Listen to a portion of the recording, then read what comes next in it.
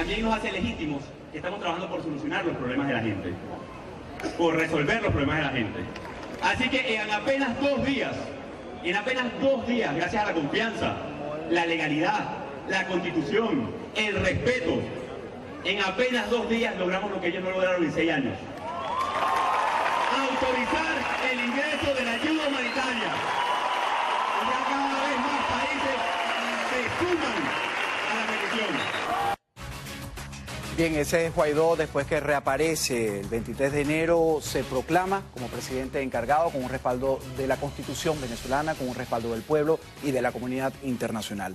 Juan Guaidó es el presidente interino de Venezuela y para analizar los acontecimientos y esta reaparición está con nosotros un líder opositor importante, seguido y con gran parte en esta historia que ha cambiado en las últimas 48 horas o puede cambiar la historia de Venezuela. Antonio Ledesma, además amigo de muchos años y lo conozco desde que comencé mi carrera cuando iba los domingos a la alcaldía a cubrirle sus eventos, así que con una dilatada carrera política.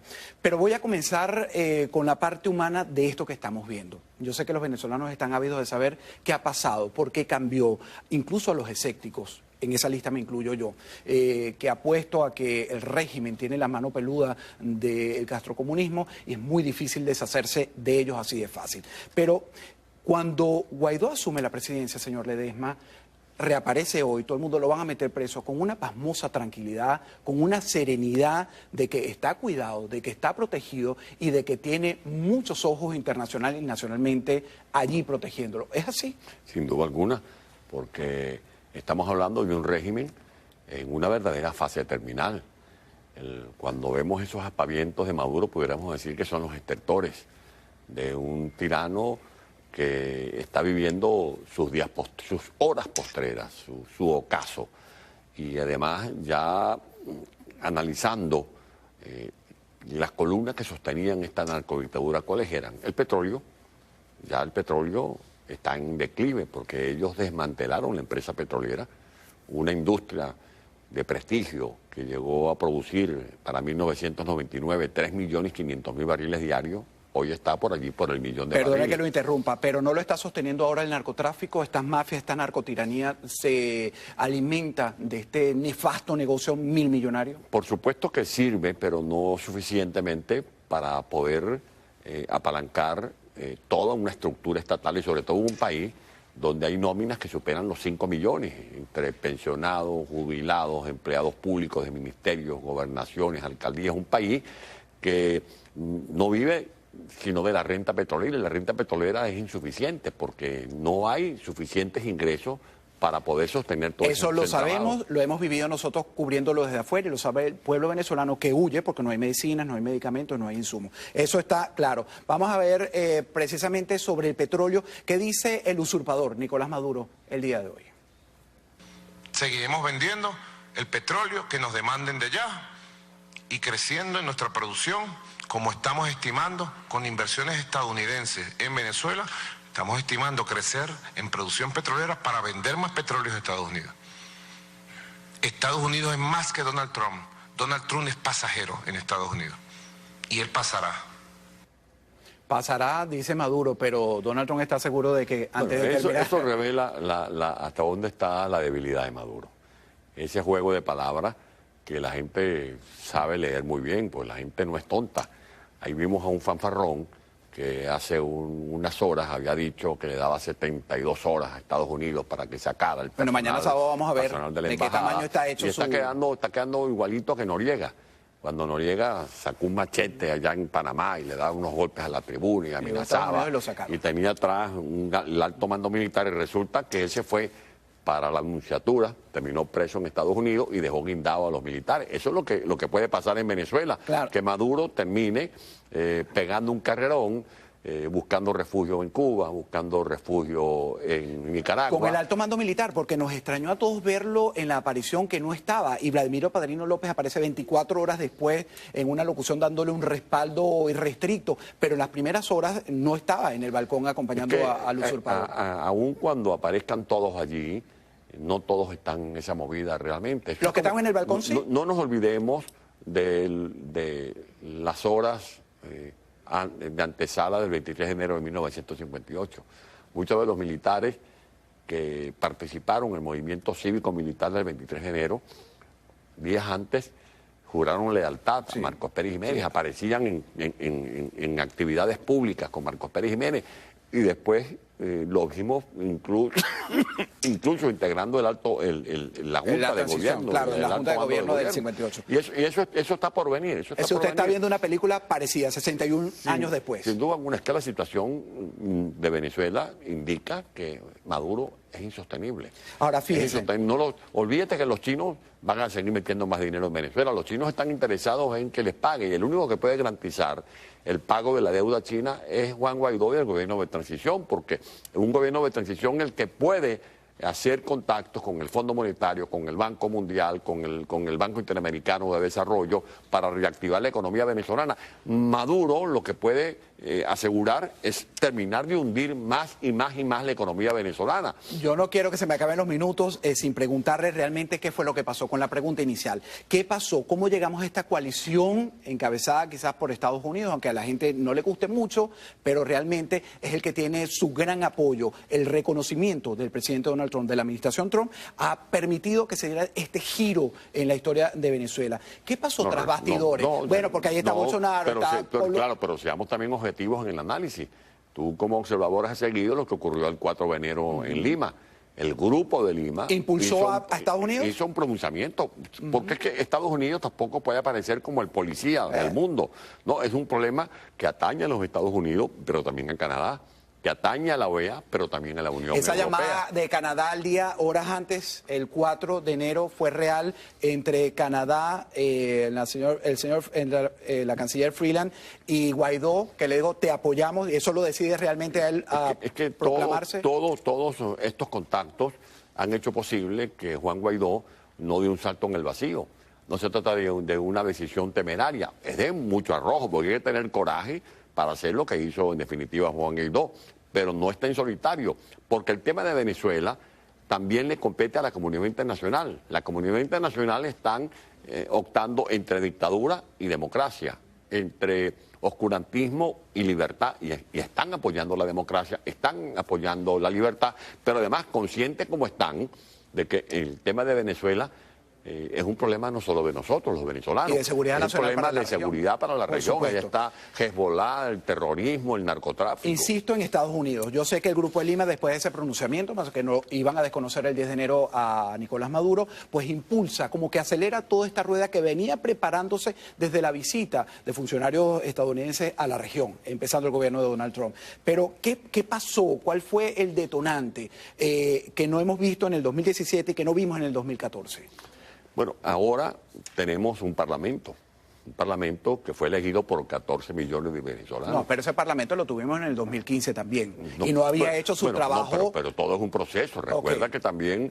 pero el parlamento siempre estuvo, en este juego estuvo. Este fraude de diálogo sirvió para que la gente entendiera que no es que nosotros no querramos dialogar y nos llaman radicales, no. Es que no podemos volver a hacer el papel de tontos útiles.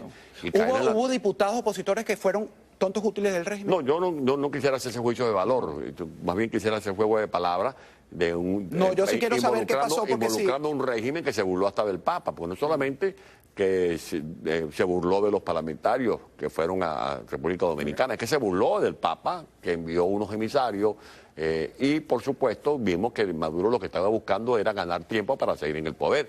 Por eso esta propuesta que está surgiendo de España, que Maduro convoque elecciones, en primer lugar, que tengan claro los señores de España y de la Unión Europea que Maduro no tiene cualidad no tiene cualidad para convocar elecciones. Y el CNE sigue siendo de Maduro. Pero ya hemos dicho, que incluso lo dijo la Unión Europea, que Maduro no tenía legitimidad. Si no tiene legitimidad no es presidente. Si no es presidente, ¿con qué carácter va a convocar elecciones? Machado lo dijo que puede convocar elecciones es Juan Guaidó, porque así lo dice la Constitución Nacional. Pero no puede hasta que no reestructure los poderes entre ellos. Desde luego, porque tú no vas a poner a cuidar queso a los ratones. ¿Cómo tú le vas a encargar un proceso electoral a Tibisay Lucena y su exactamente, grupo, que son responsables del fraude del 20 de mayo del año pasado? Y los últimos fraudes que ha habido electoralmente. Fíjese, antes de ir a la pausa también, ¿vamos a la pausa ya?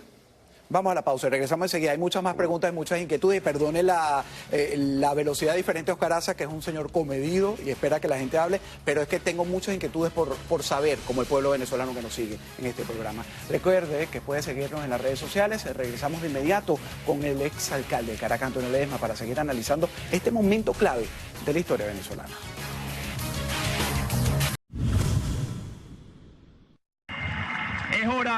Es hora que salga Cuba de las Fuerzas Armadas. Es hora de que salgan los cubanos y se retiren de los puestos de decisión. Atención, hermanos cubanos, usted está bienvenido a quedarse en esta patria. Ahora, fuera de las Fuerzas Armadas y fuera de los puestos de decisión. Esto no tiene nada que ver con nuestros hermanos, el hermano pueblo de Cuba, que somos solidarios también con su lucha por democracia y libertad. No tiene nada que ver con eso. Tiene que ver con la soberanía, tiene que ver con la toma de decisiones, tiene que ver con el ejército libertario de Venezuela. Señor Ledesma, lo preguntaba yo al inicio también, es importantísimo salir de los cubanos, no de los buenos, del G2 cubano, que dicen los propios militares que hay hasta 55.000 en la administración pública y en las Fuerzas Armadas venezolanas. Bueno, muy claro, fíjate la serenidad con que habla Juan Guaidó y la claridad. No es un problema con el pueblo cubano, es un tema con la invasión castrista, porque es público, es notorio, lo ha dicho con elocuencia el señor secretario general de la OEA, Luis Almagro, que hay miles de efectivos castristas metidos en las guarniciones militares. Por eso tenemos en Venezuela más de 220 militares presos. Venezuela es el país del mundo, primer país del mundo, primer lugar con más militares presos. Y es también un problema de soberanía nacional, lo que está ocurriendo, por ejemplo, con el arco minero. Allí hay un crimen ecológico, es el oro ensangrentado que se llevan a Turquía. Y cuando no es el tema del oro, es el problema de los carteles que están metidos, por ejemplo, en Perijá, en el estado Zulia, o es el contrabando de gasolina en el que están metidos grupos irregulares, o los secuestros, o las acciones delictivas, cuando no es el brazo de la FARC, es el brazo del ELN. Por eso el desafío que tenemos por delante es sumamente grande. Hablando de la frontera, Brasil mueve tropas a Roraima para la ayuda humanitaria. Y es uno de los principales temas que anuncia hoy en esta reaparición Juan Guaidó, el presidente interino. Realmente, ¿qué va a pasar o cómo se va a meter esa ayuda humanitaria? Incluso Estados Unidos ha ofrecido $20 millones. Eso no puede ir solo, porque se lo robarían. ¿Cómo va a entrar esa ayuda humanitaria? Mira, el año pasado hicimos una actividad en Puerto Rico y surgieron todo tipo de comentarios. Y denominamos ayer, hicimos un plan denominado el TAN, Tierra, Aire, Mar. Bueno, así va a llegar la ayuda humanitaria, tierra, aire, mar. Ayer se comunicó con custodiada nosotros por Estados Unidos, Bolsonaro, Colombia, tropas, por los grupos que tienen que ver con la protección de la humanidad. Porque hay gente que nos dice a nosotros cuando planteamos más sanciones, es que las sanciones perjudican al pueblo porque bloquean al pueblo. Nadie está planteando bloquear a Venezuela ni perjudicar al pueblo. Lo que sí perjudica al pueblo es, por ejemplo, la negativa de Nicolás Maduro, que es un acto realmente infame, que Estados Unidos, que Canadá, que Brasil, que Colombia, que Argentina, por citar solo algunos países, la Unión Europea, han ofrecido ayuda humanitaria, alimentos, medicina, y Maduro se niega. Y se niega sabiendo que hay niños que mueren de hambre, que hay mujeres que mueren de hambre, que hay gente que está muriendo de amengua en los hospitales porque no hay medicina. Pues fíjate que uno de los primeros decretos del presidente Guaidó es autorizar la ayuda humanitaria. Esa ayuda humanitaria va a llegar o por aire, o va a llegar por tierra, o va a llegar por mar, pero va a llegar. Y vamos a ver entonces si Nicolás Maduro va a usar a las fuerzas militares para impedir descargar los camiones, descargar las gandolas, sacar de los barcos, sacar de los aviones después que aterricen, todos esos bienes, o en alimentos o en medicina. ¿Y sabes qué va a ocurrir? Que los más interesados en que eso llegue a Venezuela van a ser los militares. ¿Y sabes por qué? Porque los militares están pasando hambre, porque los militares también tienen enfermedades, tienen familias que necesitan medicina y saben que este señor, que está usurpando el poder, no está en capacidad de solventar esas necesidades. Señor Ledesma, otro factor importante en esta jugada, donde se van sumando aliados y también el grupo de los malos están sumando sus aliados para hacer este contrapeso, es la Unión Europea. Hoy Josep Borrell, el canciller español, y creo que tiene muy incómodo al usurpador Nicolás Maduro. Vamos a escuchar qué dijo el día de hoy. Y se constatara que no existe la menor voluntad por parte del régimen venezolano de proceder a una convocatoria de elecciones, nos plantearíamos la adopción de otras medidas, entre las que se incluye el reconocimiento como presidente interino para que estas elecciones puedan ser convocadas desde la Asamblea Nacional. Pero eso requiere, nos gustaría, el consenso de nuestros socios.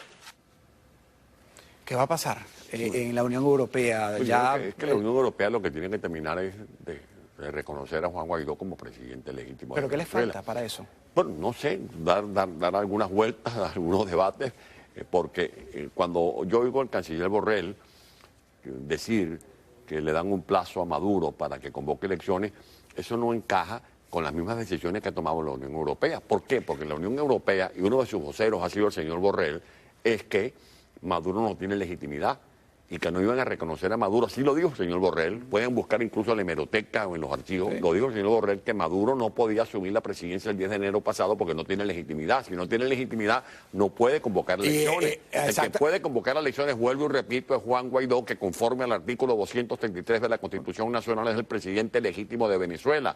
Él no se autoproclamó, él asumió, conforme al Estado de Derecho que ha venido quebrantando Maduro, la presidencia de la República. Y a los que critican el que no fue un acto donde se puso la banda, lo dijo el mismo Guaidó, que Maduro puede estar durmiendo con la banda presidencial, pero no es legítimo. Y eso lo dice la Constitución chavista, creada en el 99 por el difunto Hugo Chávez Frías. Pero bueno, esto de España le causó picazón de piel al gobernante usurpador Nicolás Maduro. ¿Le responde a España? Bueno, la declaración del canciller español es una declaración insolente, muy insolente. Si ellos quieren elecciones, que hagan elecciones en España, porque no es el presidente español electo por ningún voto popular, donde hubiera que hacer elecciones en España. No tienen moral para dar lecciones a Venezuela, ni ponerle ultimátum a Venezuela. ¿Eso será la política de Pedro Sánchez? ¿O fue un error de una lengua destemplada como la de Josep Borrell, canciller de España? Nos plantamos frente a España, como siempre nos hemos plantado, ante su racismo, ante su discriminación, y los vamos a derrotar. Realmente está acorralado cuando vemos estas declaraciones. Es un lenguaje destemplado, delirante. Una persona que dijo hace unos días que el imperio norteamericano, lo que estaban era buscando el petróleo de Venezuela, y ahora dice ahorita, así lo acabo de escuchar, que ellos van a seguir sacando petróleo con la ayuda de Estados Unidos, porque el problema no es con Estados Unidos, sino con Donald Trump.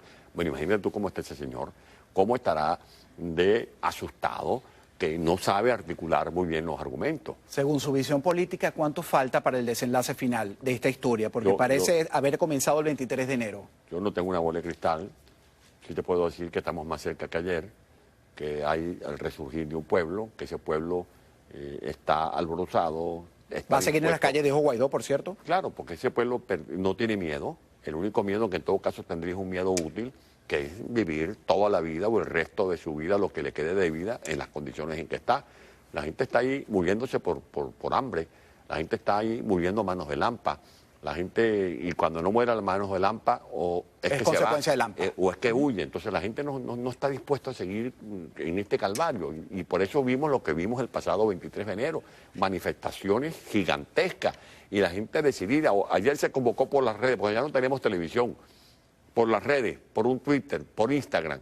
Y acudió masivamente el pueblo, otra vez hoy a Chacao, y va a ser en Catia, va a ser en Antíbano, va a ser en Maracaibo, va a ser en Valencia, van a ser en todas las ciudades de Venezuela. O sea, esto tiene que acabarse lo más pronto posible para que Venezuela comience su proceso de reconstrucción nacional. Hablo con muchos compañeros, incluso aquí venezolanos, en esta estación, en Televisión Martí, donde también trabajo, y me muestran el miedo a que vuelva a surgir un diálogo, un presunto diálogo que ya hemos visto cómo termina. Entonces, esta llamarada de democracia la terminan apagando con un balde de compromisos desleales. No, ya. ¿Ocurrirá? Ya estamos claros, nosotros ya hemos pagado con creces esos simulacros de diálogo. Igualmente, nada de elecciones libres. Nosotros fuimos a una reunión, por ejemplo, en Brasil, y eso lo sabe todo el mundo, nosotros no hacemos las cosas escondidas, y allí dimos un debate y explicamos ante los cancilleres, y así se lo hemos dicho a otros representantes de los gobiernos del Grupo de Lima, que cero diálogo. Nosotros, en todo caso, una negociación para definir cómo se sale Maduro, en nada de elecciones hasta que no salgamos de esta dictadura y podamos organizar un aparato electoral transparente, que esté al servicio no de nadie, sino al servicio de los ciudadanos. Voy a levantar los brazos y decir que Dios lo escuche. Así que bueno, gracias Antonio Ledesma, exalcalde de Chacao, por acompañarnos.